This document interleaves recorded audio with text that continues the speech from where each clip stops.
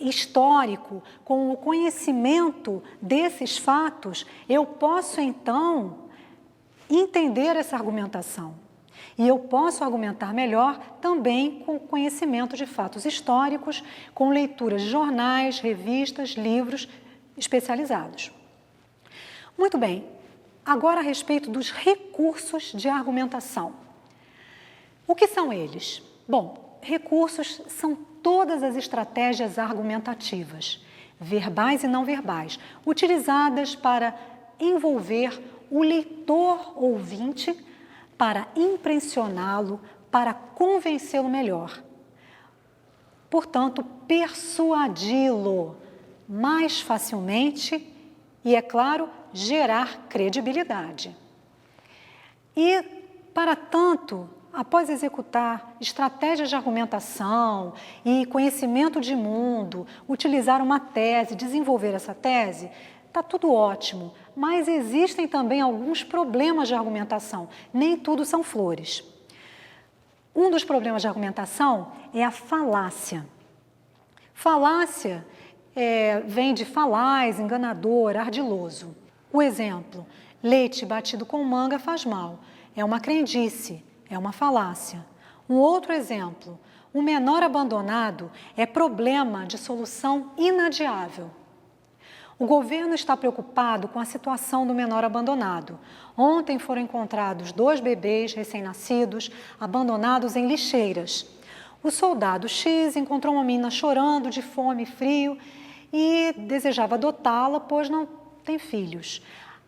Ele acha que foi Deus que lhe enviou aquela filhinha, sua esposa está muito feliz, não se sabe o destino que caberá a outra criança, o bebê do soldado X vai se chamar Vitória. Ou seja, isso é uma falácia, pois começou-se com um tipo de texto e depois o fio do raciocínio foi perdido. Esse é um tipo de texto falaz, uma falácia. Outro é a ambiguidade.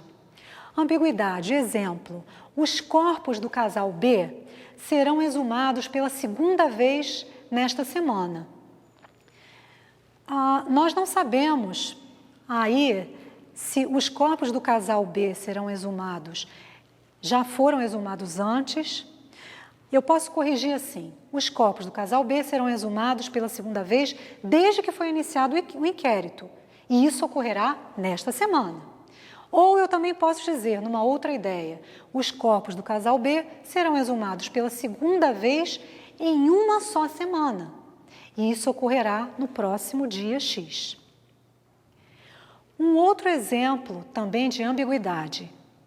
O presidente americano produziu um espetáculo cinematográfico em novembro passado na Arábia Saudita, onde comeu um peru fantasiado de Marine, no mesmo bandejão em que era servido aos soldados americanos. Existe uma ambiguidade grande aí. Como nós podemos corrigi-la? O presidente americano, fantasiado de Marine, produziu um espetáculo cinematográfico em novembro passado na Arábia Saudita, quando comeu peru no mesmo bandejão de que se serviam os soldados americanos. Muito bem, agora com relação aos recursos de argumentação. Um dos recursos de argumentação eu posso chamar de polifonia ou intertextualidade. O que seria isso? É o aproveitamento da fala de outra pessoa no seu texto. Então, tem um exemplo. Se Cristo se intitulou meu irmão, sou filho de Deus, certo? Respeite-me, pois. Então, polifonia de autoridade. Algumas pessoas utilizam da fala de uma autoridade religiosa ou de uma autoridade política para dar credibilidade ao seu texto. Um outro exemplo. Concordo que o movimento do parque tenha sido prejudicado pela televisão, disse o prefeito daquela cidadezinha do interior. Espero que, ao reformá-lo, possa reverter a situação.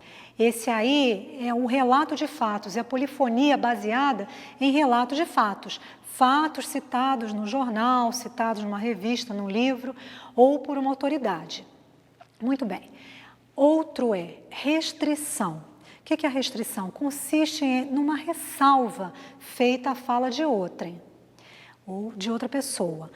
Embora você pretenda anular seu voto, o exemplo, né? Creio que deva comparecer ao local determinado para votação no dia das eleições. Então, eu utilizei essa fala de outra pessoa para que o meu discurso tenha certa credibilidade. O implícito é outro exemplo. O que é o implícito? Implícito é uma mensagem inferida do texto. Ela não vem explicitada, ela vem, como diz o nome, vem implícita. Exemplo: todos estiveram presentes no enterro do bombeiro, até o prefeito e o governador do estado. Então, está implícito, esse até o prefeito e o governador do estado está implícito aí, que são figuras iminentes naquela cidade. Outro exemplo: o Serviço Nacional de Trânsito pôs em prática uma indústria de multas, com marcadores eletrônicos de velocidade colocados como armadilhas nas estradas, nas pontes e nos elevados do estado do Rio. Discute-se a propriedade dessas armadilhas e, especialmente, o propósito dessas cobranças tão intempestivas. É óbvio que a finalidade da cobrança não é coibir abusos e educar o motorista, muito menos evitar acidentes. Se houvesse mais avisos da presença de marcador de velocidade e dos limites conforme a localidade, haveria muito menos multas. Marcadores de multa sem placas de aviso, progressão geométrica das quantias estipuladas para a multa, surpresa nas variações nos limites de velocidade, tudo parece indicar que o objetivo seja antes extorquir dinheiro que coibir abusos e educar os motoristas. Muito bem, agora o nosso próximo exemplo é relativo à proposição de uma tese para refutá-la. Eu posso propor uma tese e depois refutá-la. E isso tem a vantagem de já destruir um ponto de vista oposto, logo de cara. Então, vamos lá. Um exemplo.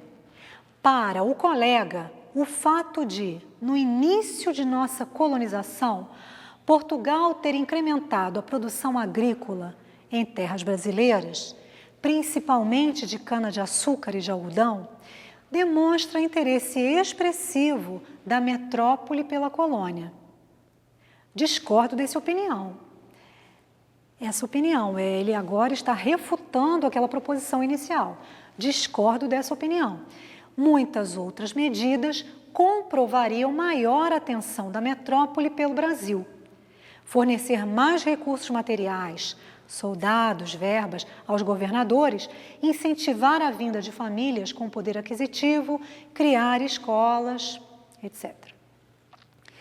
Outro exemplo, então, é a ordenação de ideias por expressões específicas.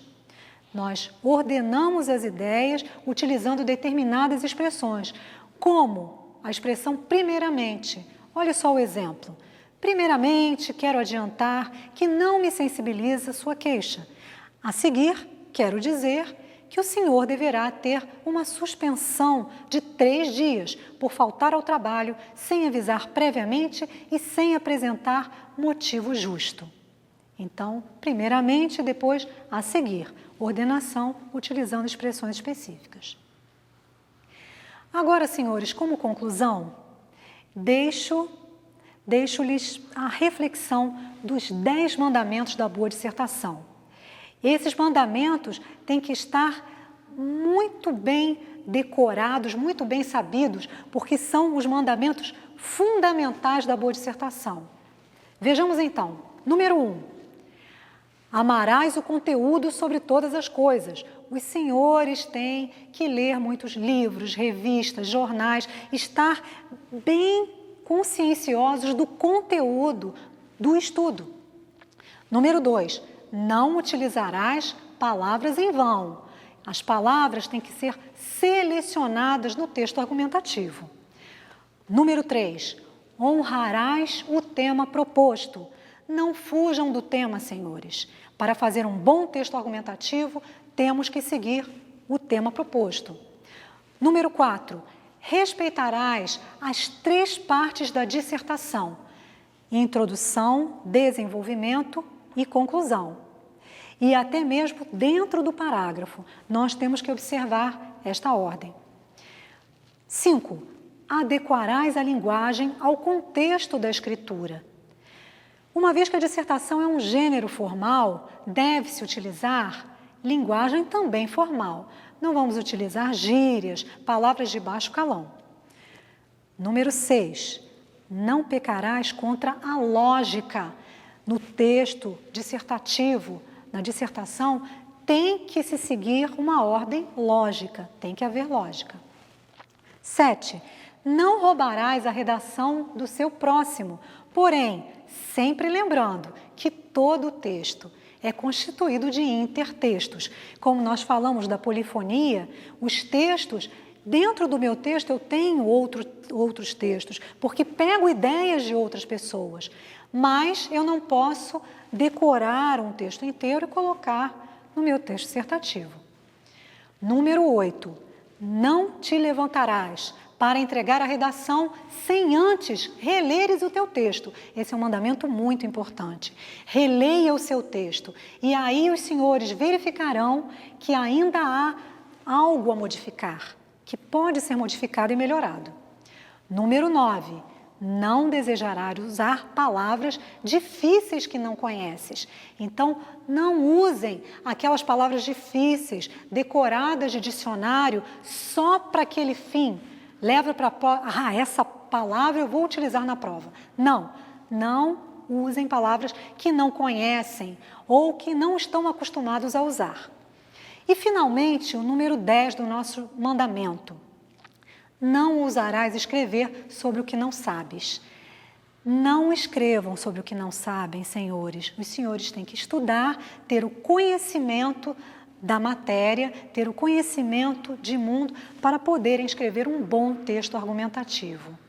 Senhores, então aqui, como conclusão da nossa aula, eu gostaria de dizer-lhes que os senhores tenham um bom estudo e também gostaria aqui de agradecer à equipe do Instituto Militar de Engenharia que muito nos auxiliou na confecção deste vídeo. Até a próxima aula. Bom estudo!